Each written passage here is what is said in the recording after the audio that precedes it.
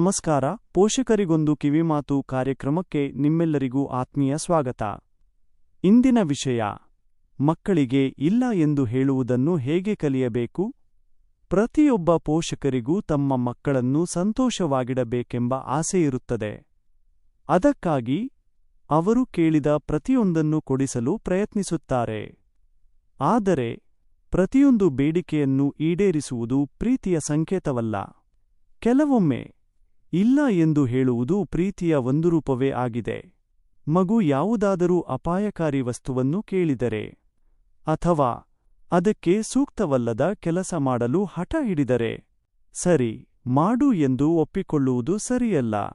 ಶಾಂತವಾಗಿ, ಇಲ್ಲ, ಇದು ನಿನ್ನ ಒಳ್ಳೆಯದಕ್ಕಾಗಿ ಎಂದು ಕಾರಣ ತಿಳಿಸಿ.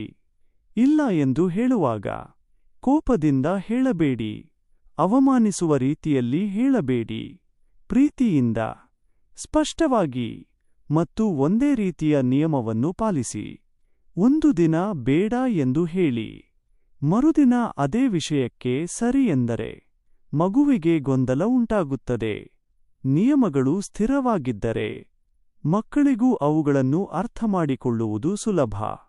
ಕೆಲವೊಮ್ಮೆ ಮಗು ಅಳಬಹುದು, ಕೋಪ ಮಾಡಿಕೊಳ್ಳಬಹುದು. ಆದರೆ ಪ್ರತಿಯೊಂದು ಅಳುವಿಗೂ ತಕ್ಷಣ ಒಪ್ಪಿಕೊಳ್ಳುವುದು ಅವರಿಗೆ ತಾಳ್ಮೆ ಮತ್ತು ನಿರೀಕ್ಷೆಯ ಮೌಲ್ಯವನ್ನು ಕಲಿಯಲು ಅವಕಾಶ ನೀಡುವುದಿಲ್ಲ. ಇಲ್ಲ ಎನ್ನುವುದರ ಜೊತೆಗೆ ಪರ್ಯಾಯವನ್ನು ನೀಡಿ. ಉದಾಹರಣೆಗೆ, ಈ ಆಟಿಕೆಯನ್ನು ಇಂದು ಕೊಳ್ಳಲು ಆಗುವುದಿಲ್ಲ, ಆದರೆ ಮುಂದಿನ ತಿಂಗಳು ನಿನ್ನ ಹುಟ್ಟುಹಬ್ಬಕ್ಕೆ ಯೋಚಿಸೋಣ.